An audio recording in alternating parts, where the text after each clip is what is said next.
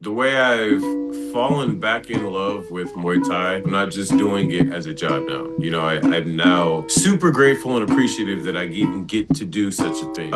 It was more of a hell no. And everyone has I guess, a goal number, and 50 would be cool. The reason why I think my number is high, it's American high, because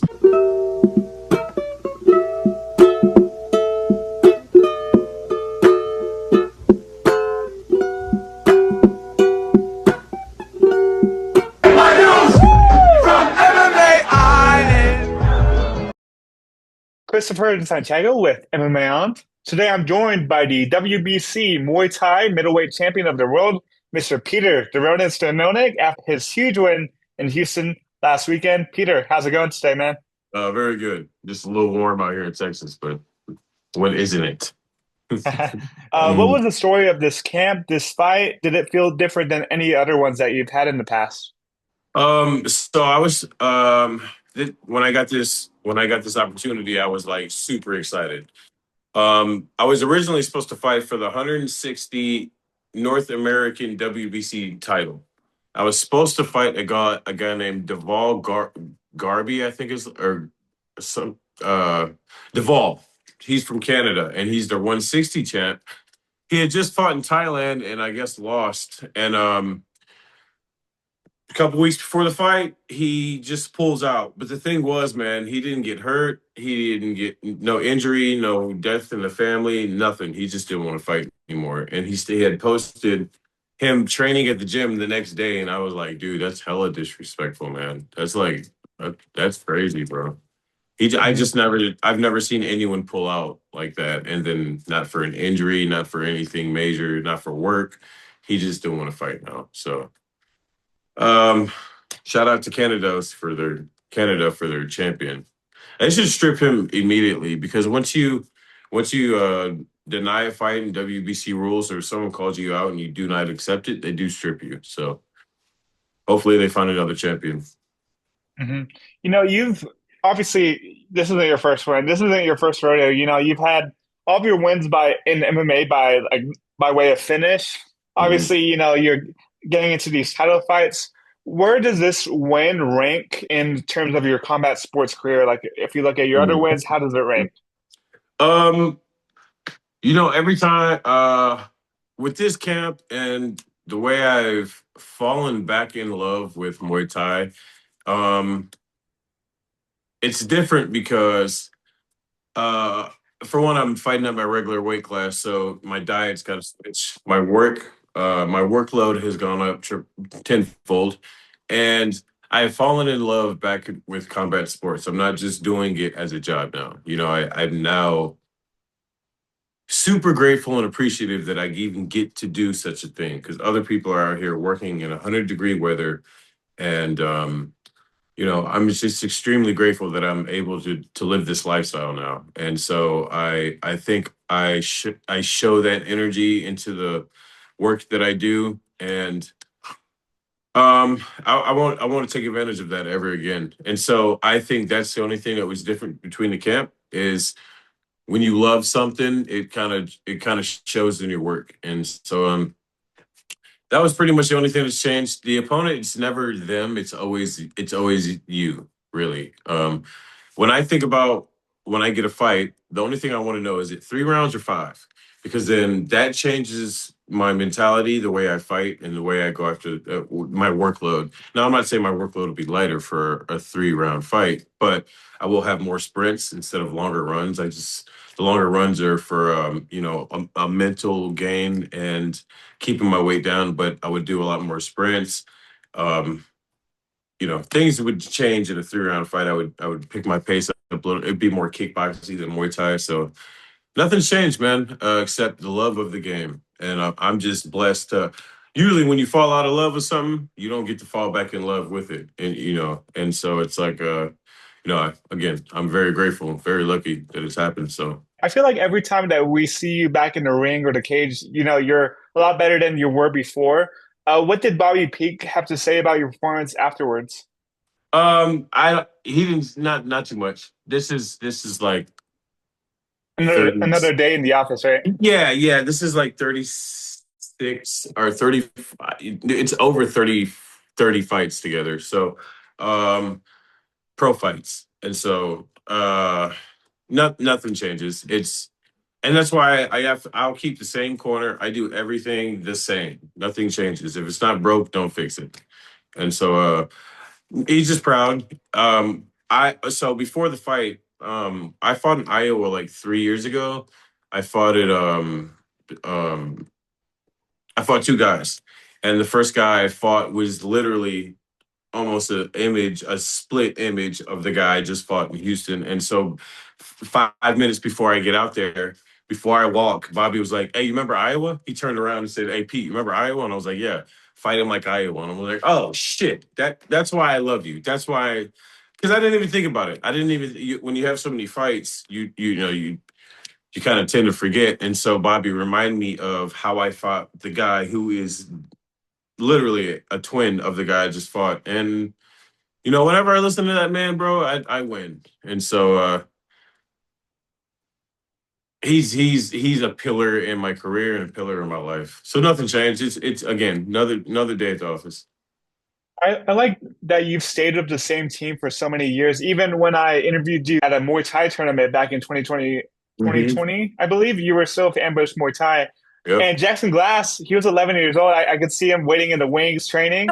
Well, what was it like to see him ace his PFL debut in 47 Yo, seconds time? that man, I've seen it grow from dude. The fact that no one. I don't know if you don't know him personally, if you ever, but the size of his hand is what it's when you shake his hand or you give him a dab, bro. His whole hand will take, and he just turned 19. So when I think about it, like when I give him a handshake, I'm like, bro, I remember my hand used to like when he was 11 and 10 years old. It's crazy how fast this kid has grown up. He fights at he has to cut weight to make 145. The kid is like a man in a kid's body. So to see him get to the PFL, I mean, he hasn't even topped off his skill level yet. He's just started. He's 19. He's 19. He just turned 19. So imagine the roof on this kid. It's incredible. Like his dad and I text, and his dad is super proud of him, and he has a good bro. He has the best base to take over the world. I mean, he's at a great gym. He has a great family. His work ethic, his attitude. He's meant for this sport. So to see him grow, to see him kill that guy at PFL, I'm not surprised. It's ambush, baby. Hmm. And with Jackson Glass, I feel like it's not a matter of if, it's a matter of when he becomes Win. UFC champion. Do You you feel, with the way things are going now, do you feel like you could break John Jones's record for the youngest champion in UFC history? I ain't playing with that. I ain't. Uh, we gonna have to see. John Jones is a little different. We can't talk. We gonna have to see. But I mean, at this rate, I mean, he's now what 3-0 or 4-0 as a pro, and he just turned 19. I mean, he stays active. It, when there's a lot of professional fighters out there, and they're pro fighters, but they only fight like twice a year, maybe.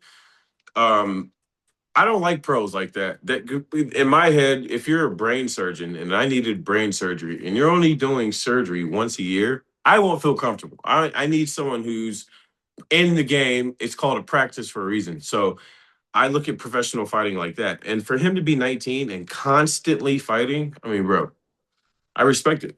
He's gonna take over. But one kid y'all gotta look out for is Diego Cortez. It's his training partner. I don't know if you know who that is. Uh, Interesting. yeah, so look this guy up. He's fighting on this melee card.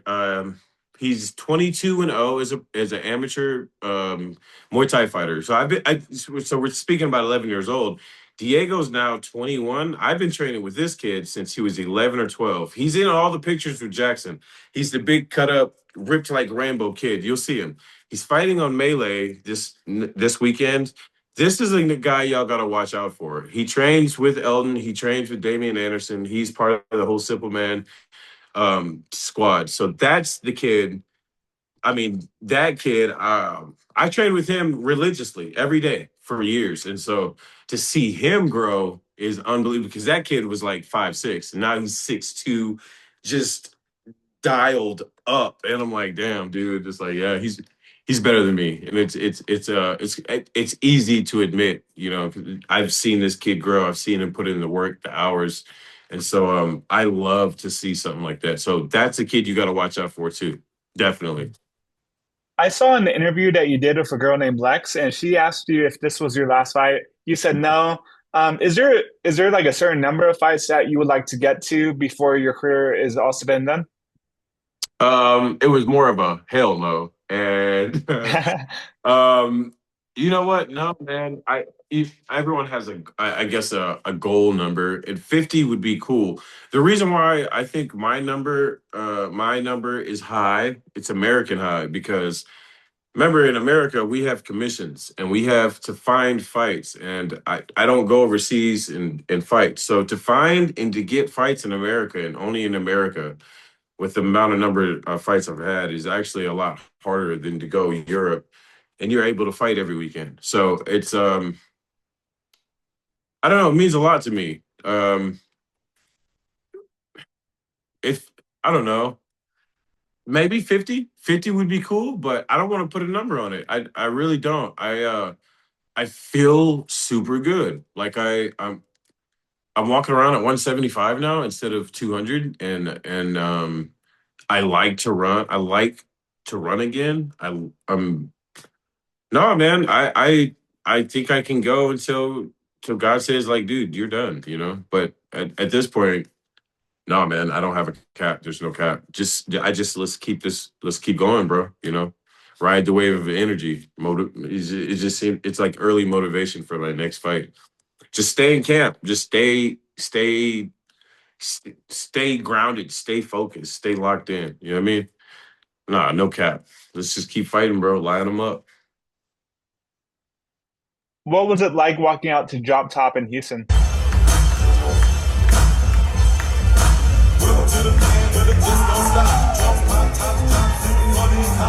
Yeah, oh shit! It was A-Sound vibes, man. No one else on the card had picked some. I was gonna do some Zero, some little Kiki, um, but it was a little too fast. I needed it to hit. You know what I mean? I needed a little beat. So I grew up in Pearland, so I had a bunch of people from Houston, from around the area show up. So I had to keep it H while I was down there, baby. Mhm. A couple of more questions before we get into X-Men. What Yeah. is your favorite TV show and your favorite childhood TV show? Oh, okay. So right now, I probably have to go Silo. I just I started Silo season 3.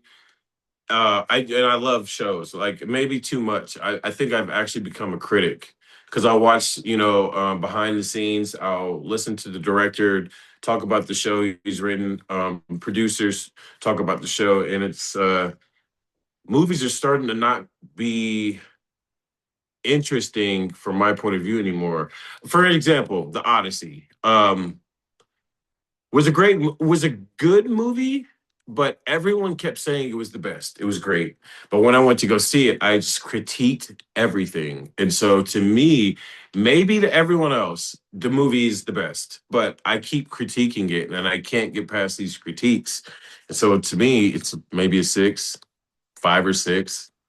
Yeah, I'm kind of the same way. Like when I went to watch Sinners, everybody was Hmm. like hyping it up, and it was a good Yeah. movie, but it wasn't that good. It You know, wasn't that good. No, for Sinners, I think it was just a remake of Dust Till Dawn. That's essentially what it was. And to be honest, you can't remake Dust Till Dawn. You had James Brown, Antonio Banderas, Selma Hayek. I mean, dude, it's a classic. that's You the star-studded cast right there. Yeah, dude, that's Quentin Tarantino was in it. He was, like that. You can't re. I guess I don't even like Michael B. Jordan as an actor. I don't think he's that great. I just don't. So for them to redo the whole Dust Till Dawn, that's where they got this premise from. That was their premise. It was just like, yeah, it's kind of corny, man. It just seemed like an updated Dust Till Dawn to me. Wasn't that great? Mhm. You're one of the biggest X-Men fans I know. What Yeah. was your reaction to seeing them in the trailer after all these years? Man, oh look, the only thing is, man, look, you got me sitting up at everything, dude. The only thing is, I don't know how they're going to go about it. And I don't think the X-Men are going to play actually a big role in this movie because they have the X-Men coming out in 2028. So I don't think they're going to have the biggest role in this. Again, it is an Avengers movie. It's a Marvel movie. So I don't think the X-Men are going to have the biggest role in this. I still think, Doom is the protagonist. I think the Fantastic Four, Reed Richards and Sue and Franklin, because he was holding Franklin when he came in, and Franklin's the strongest in the MCU by far. So I don't know what they're gonna do with the X-Men. No one does.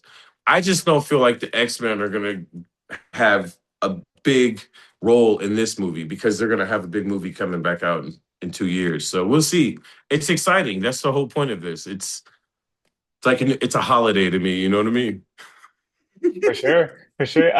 What X-Men character are you most excited to see? Because obviously I saw Oh, good Beast. question. Well, actually, I didn't see Beast in the trailer, but Gambit was in there. Yep. Then you have Mystique. Who are you super excited to see? Okay, Magneto. Magneto's story to me has got to be the best, right? He's an anti-hero. He starts off as a villain. You get to learn, you get to find out who he is, his story, and then you're like, oh, well, if someone killed my whole family, I would probably feel the same exact way. So that is why I love Magneto. Now, Wolverine is everyone's alter ego. I feel like Wolverine, I'm kind of nicknaming on the team, but I feel like when you dive into Magneto's story, people can relate. It's relatable. If anyone else did, especially as a mutant, if anyone hurt your family, you would probably feel the same way. So I'm most excited for Magneto. Plus, Magneto is an alpha. He's almost a god.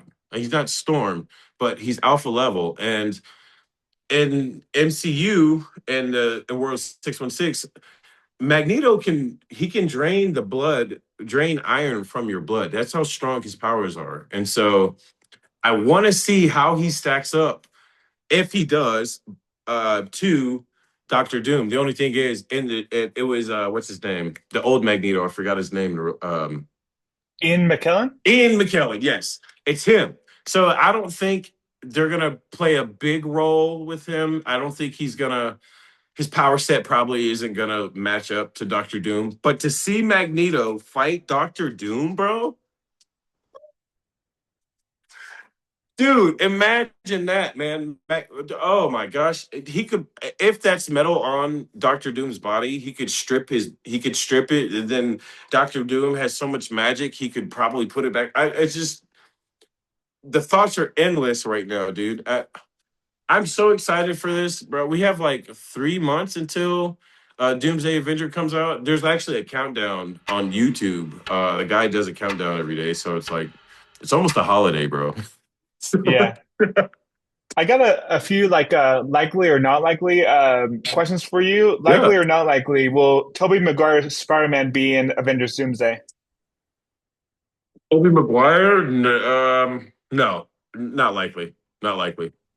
Wolverine, likely or not likely?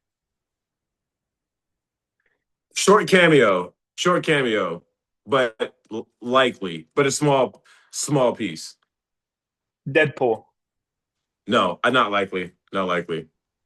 Did you see him at the Comic-Con wearing the gray suit? Who's this guy with the swords and stuff? Like Ryan Reynolds. Oh, hell yeah. That was dope, dude. That was dope. But that was funny as hell. But Deadpool to me, man, he's not. I don't think in the in this world with Doctor Doom, I don't think he stands a chance. And also Wolverine doesn't. Just it's too much magic. I think the only people that actually stand a chance if we're doing 1v1 in this world, Scarlet Witch and Doctor Strange. Those are the only two that are going to play a detrimental role fighting Doctor Doom. But again, I don't even know if they're strong enough. When Thor takes Stormbreaker and he said, dude, and he stopped Stormbreaker with 2 fingers, goosebumps. Just Yeah, goosebumps. Goosebumps, right? Dude, like what?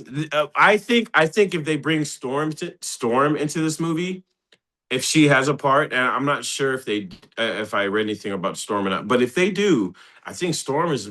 I mean, if we're talking comic wise and power levels, she's the only one that's on there. If he stops Thor already, and he's a god, she's the only other choice. But one person I have not seen is Miss Marvel. I have That's not true. seen.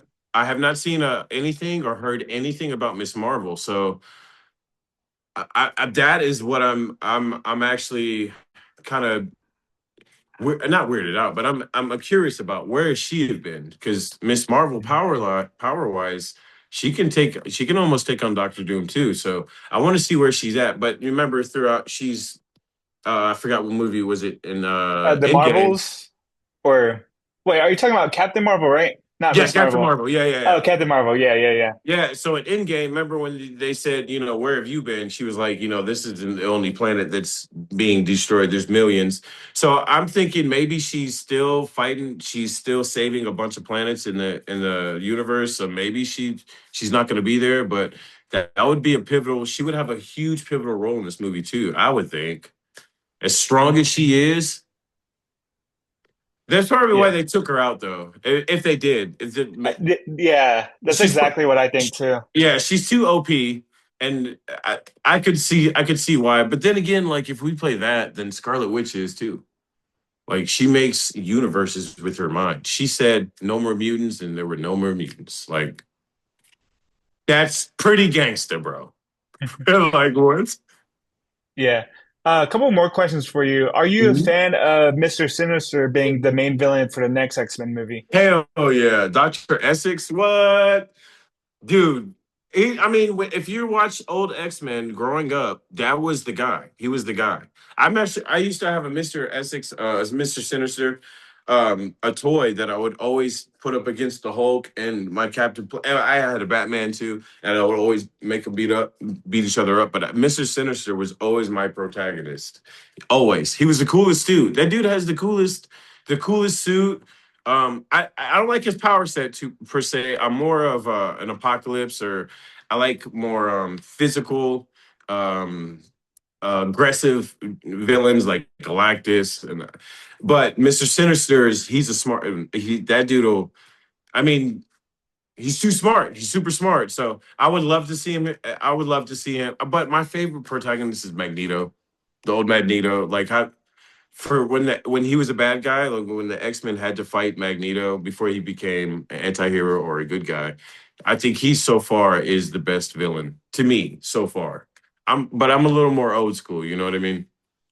Did you see that the star of the movie Obsession has been cast as Rogue? What? Yeah, did you hear about that? So the Obsession girl, she's now Rogue in the No new X-Men way. movie. I didn't know that. No, I didn't know that till right now. Holy crap. Okay. Okay. No, okay. I can get it. Okay. I could see Rogue though. I don't see how that Yeah. chance was over. I wonder if she's gonna do the Rogue voice too, though.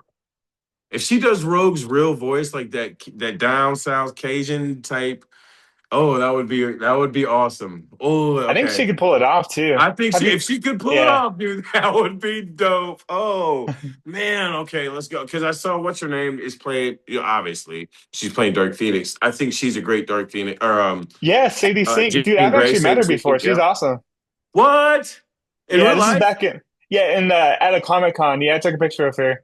Holy shit. Oh, damn. I didn't know she would. Oh, that's kind of cool that she even went to the Comic Con, dude. Is this when she Yeah. was in, like, during Stranger Things or before? Yes, yeah, this is like back in Stranger Things, so like Holy 2018. shit. Yeah. Okay, dude. That's cool. That's cool. All right. That'd definitely be my Facebook profile pic. Yeah, I'm flexing, dude. That's yeah, I posted it after I watched Spider-Man. I'm like, man, I gotta post this. Oh, that's dope. Okay, yeah, I would have flexed it too, bro. Nice, man. Well, Peter, I think that's all the questions I had for you today, man. I just want to thank you again Yeah. for the time. Is there a Yeah. message that you want to send to your supporters out there watching, man? Hey, man. Anybody who supports Muay Thai, likes, shares, comments, sends a good luck or anything. Remember, the Muay Thai community is growing, and so everything that is put into this community is on my behalf super appreciative because you don't have to do it. And you take time out of your day to do such a thing where, again, whether it may be send a good luck or have a good fight, whatever it is. So it's super appreciative. Yeah, good luck to my teammate next week at Melee, Diego Cortez, and shout out Bobby, my team, Greg, Ambush, Muay Thai, Babo. They all know. Bobby Peak, let's Yeah, go. that's my Well, guy, Peter boy. Stanonik, thanks so That's much the for the Bob time today, Father. man. Hey, his nickname is the Bob Father now. The Bob Fire, let's go. Let's go, man. Well, thanks, Peter. It was great talking to you about Super X-Men, man, welcome. and have a great rest of your You're day, okay? super welcome, dude. Later, bro.